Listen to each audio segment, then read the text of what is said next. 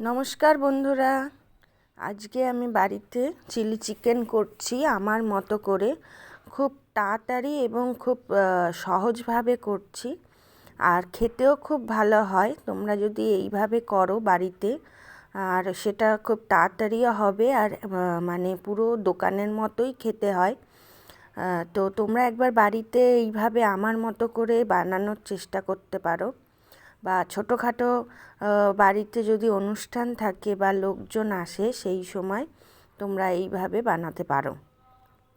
আমি প্রথমে চিকেনটাকে অল্প একটু বেসন, কর্নফ্লাওয়ার আর একটুখানি আদা রসুনের পেস্ট, শুকনো লঙ্কার গুঁড়ো আর একটুখানি হলুদ গুঁড়ো, গোলমরিচের গুঁড়ো আর সামান্য একটু সয়া সস যদি পারো দিতে পারো এর মধ্যে, আর না হলে একটা ডিম ভেঙেও দিতে পারো। তা আমি এর মধ্যে ডিমটা দিইনি। তো এইভাবে ভালো করে মেখে কিছুক্ষণ রেখে দেবে। তারপর সেটাকে গরম তেলের মধ্যে অল্প অল্প করে ছেড়ে ছেড়ে ওটাকে ভেজে নেবে। খুব কড়া ভাজলে হবে না, তাহলে খুব শক্ত হয়ে যাবে। হালকা হালকা করে ভেজে নেব, যাতে মাংসটা ভেতরটা সেদ্ধ হয় কিন্তু উপরটা কড়া ভাজা না হয়। মানে পকোড়ার মতো অতটা কড়া ভাজা হলে হবে না। তো আমি এইভাবে প্রথমে দুভাগে আমি মাংসটা ভেজে নিয়েছি। আমি 500 গ্রাম চিকেন এনেছিলাম, সেটাকে চিলি করে এনেছি। আর এই যে দেখো, আমি red bell pepper, yellow bell pepper আর ক্যাপসিকাম বা গ্রিন বেল পেপার যেটা বলো, সে 3 ধরনের আমি নিয়ে এসেছি আজকে চিলি চিকেনে দেবো বলে। তো তোমরা যদি এই রেড আর ইয়েলোটা না পাও, শুধু ক্যাপসিকাম আর পেঁয়াজ দিয়েও করতে পারো। আর এটা দিলে একটু কি দেখতে সুন্দর হয় আর ভালোও লাগে দেখতে, এই কারণেই নিয়ে এসেছি। তো আমি সেইগুলো সুন্দর করে কেটে কেটে রেখে দিয়েছি। সব একই মাপের করে কাটতে হবে।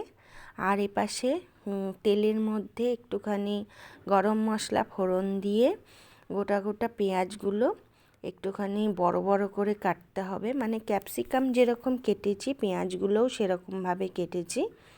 কেটে তেলের মধ্যে গোটা গরম মশলা ফোড়ন দেওয়ার পরে পেঁয়াজগুলো আগে ছেড়ে দেবো, দিয়ে হালকা ভেজেই সঙ্গে সঙ্গে আদা রসুন পেস্টটা দিয়ে দেবো।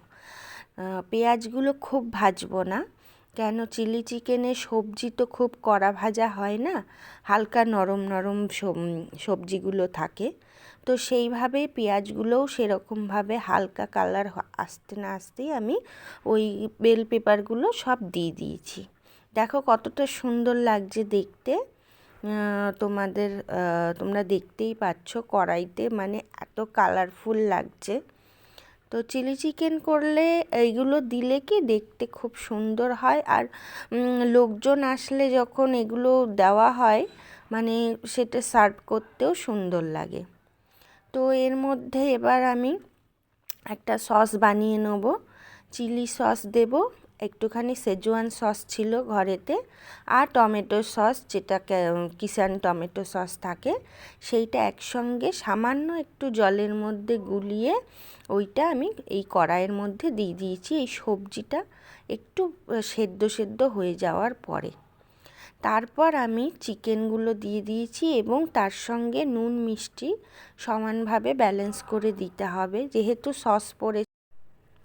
এই যে দেখো, আর একটুখানি লাস্টে কর্নফ্লাওয়ার গুলে দিয়ে দিয়েছি।